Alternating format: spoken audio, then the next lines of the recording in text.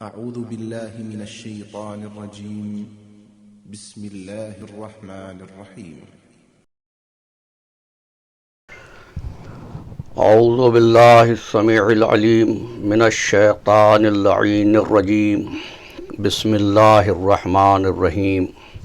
الحمد للہ والصلاة علی اہلہا. ناظرین گرامی مرتبت، سلام علیکم.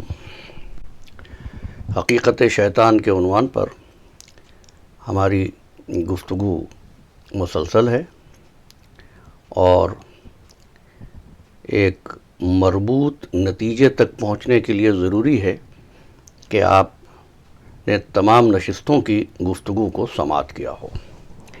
لہذا ہم گزارش کریں گے کہ آپ اس چینل کو یعنی ٹوٹل ٹروتھ کو سبسکرائب کر لیجئے تاکہ اس نشست کے تمام حصے اور تمام تر گفتگو آپ تک پہنچ سکے.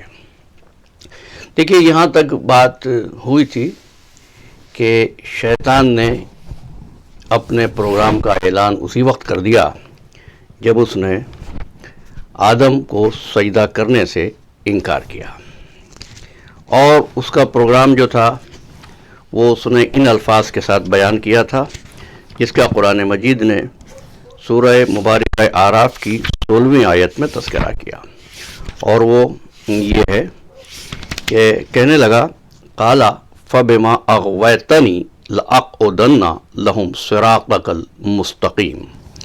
میں صراط مستقیم پر بیٹھ جاؤں گا. تو لوکیشن شیطان کی صراط مستقیم ہے. کام کیا ہے یہ بھی ہم طے نہیں کریں گے بلکہ قرآن مجید ہی سے پوچھیں گے. قرآن مجید کا 27واں سورہ اور 27ویں سورے کی 24ویں آیت ارشاد ہوا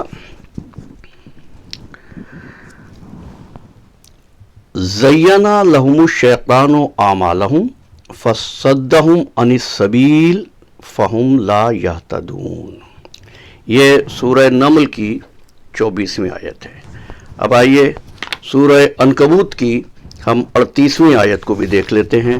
یہاں پر کیا کہا جا رہا ہے؟ ارشاد رب العزت ہوا کہ وَزَيَّنَ لَهُمُ الشَّيْطَانُ أَعْمَالَهُمْ فَصَدَّهُمْ عَنِ السَّبِيلِ وَكَانُوا مُسْتَبْصِرِينَ. بیٹھے گا صراط مستقیم پر اور روکے گا سبیل الہی سے. اب آپ حضرات قرآن مجید کے ترجمے اٹھا کر دیکھیے، آپ کو یہ معلوم ہو جائے گا کہ مترجم صراط مستقیم کا ترجمہ بھی سیدھے راستے سے کرتے ہیں. ظاہر ہے وہی راستہ جس سے ہم اللہ تک پہنچنا چاہتے ہیں. اور سبیل کا ترجمہ، سبیل الہی کا ترجمہ، ان دونوں آیات کے حوالے سے بات کر رہا ہوں. اور جہاں جہاں آپ کو ملے کہ شیطان کیا کرتا ہے، شیاطین کیا کرتے ہیں، یصدون عن سبیل اللہ، اللہ کی سبیل سے، تو وہاں بھی ترجمہ مترجم کرتا ہے راستہ. یعنی صراط کا مطلب بھی راستہ اور سبیل کا مطلب بھی راستہ. یہ دو چیزیں ہم آپ کے علم میں لانا چاہتے ہیں تاکہ آنے والی گفتگو میں فہم و ادراک کے لیے آسانی ہو جائے اور ایک آپ کی روش ادراک ترتیب ہو جائے. صراط راستہ، سبیل راستہ، دونوں میں کیا فرق ہے؟ دونوں میں فرق یہ ہے کہ صراط اس راستے کو کہتے ہیں جس سے بندے اللہ تک پہنچنا چاہتے ہیں.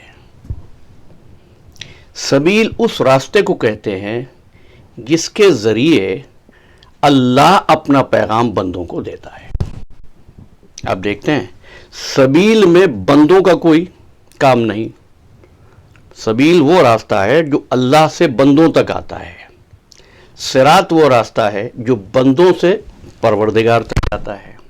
یہ بیٹھتا ہے اس راستے پر جہاں بندے ہوتے ہیں، ان کو روکتا ہے اس راستے سے جو اللہ کی طرف سے آتا ہے. اور یہ بات بھی ہم اپنے پاس سے نہیں کہتے.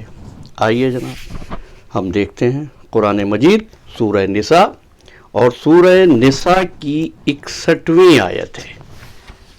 ایک مرتبہ پھر ذہن میں مجتمع کر لیجئے. صراط وہ راستہ جو بندوں سے اللہ تک جاتا ہے، سبیل وہ راستہ جو اللہ سے بندوں کی طرف آتا ہے، یعنی وہی کا راستہ.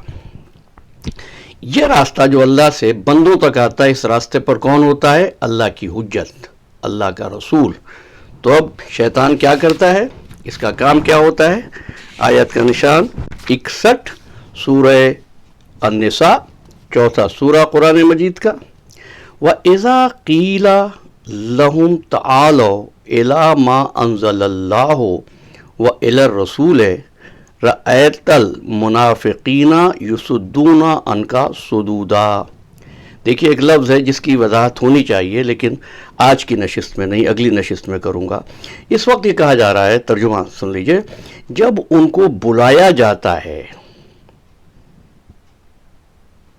اِلَى مَا أَنزَلَ اللَّهُ، جو اللہ نے نازل کیا یعنی قرآن، وَإِلَى الرَّسُولِ اور رسول کی طرف، رَأَيْتَ الْمُنَافِقِينَ يُصُدُّونَ عَنْكَ صُدُودًا، تو تم دیکھو گے کہ یہ روکیں گے رسول کی طرف آنے سے.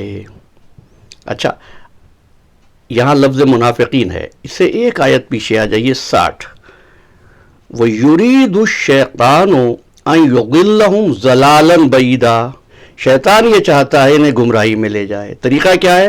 وَإِذَا قِيلَ لَهُمْ تَعَالَوْا إِلَى مَا أَنزَلَ اللَّهُ وَإِلَى الرَّسُولِ رَأَيْتَ الْمُنَافِقِينَ يَصُدُّونَ عَنْكَ صُدُودًا. یہ قرآن پڑھنے سے نہیں روکے گا، قرآن کی طرف آنے سے نہیں روکے گا، رسول کی طرف آنے سے روکے گا. کیوں؟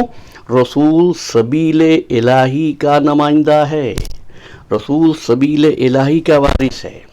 تو پھر یہ کیا کرتا ہے؟ اس سبیل الہی کا راستہ روکتے ہوئے اس کے دو کام ہوتے ہیں. کیا کام ہوتے ہیں؟ ایک تو اللہ کی حجت کی عظمت کو انسانوں کی نگاہ میں سبک کر دے، عام کر دے. دوسرا، اس کی شخصیت کی اس صنعت کے بارے میں، اس کی شخصیت کی اتھینٹسٹی کے بارے میں وہ شک پیدا کر دے. اور یہ بات بھی ہمیں قرآن مجید ہی سے معلوم ہوگی. یہ سورہ ہے سورہ سبا، جو کہ قرآن مجید کا 34واں سورہ ہے. آیات کے نشان ہیں 20 اور 21.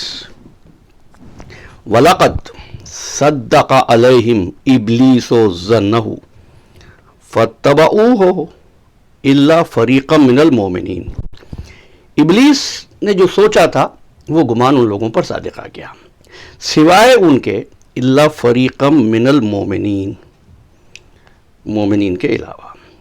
یعنی مومنین کی جماعت پر کام نہیں ہوگا لیکن دوسروں پر کام کر دے گا. کیا کام کرے گا؟ وَمَا كَانَ لَهُ عَلَيْهِمْ مِنْ سُلْطَانٍ إِلَّا لِنَعْلَمَ مَنْ يُؤْمِنُ بِالْآخِرَةِ مِمَّنْ هُوَ مِنْهَا فِي شَكٍّ. شیطان کا ان پر تو کوئی زور نہیں تھا مومنین پر، مگر اس لیے وہ کر رہا تھا تاکہ ہم یہ جان لیں کہ کون ہے جو آخرت پر ایمان لاتا ہے اور کون ہے جو اس کے متعلق شک میں مبتلا ہے. اور تیرا رب تو وَرَبُّكَ عَلَىٰ كُلِّ شَيْءٍ حَفِيظٌ، تیرا رب ہر شے پر نگہبان ہے. یہ بات آپ پر واضح ہوئی. شک پیدا کر دے گا حجت کی عظمت میں. اور کھل کے کہہ دوں تاکہ بات آپ تک پہنچ جائے، حجت کی صحت دماغی میں شک کرے گا. اب آپ تاریخ دیکھتے جائیے، شیطان کے کتنے لوگ ملیں گے آپ کو. ایسے لوگ ملیں گے جو کہیں گے جیسا شک رسالت پر ہمیں آج ہو رہا ہے ایسا شک پہلے نہیں ہوا. کہ شک کون کرتا ہے؟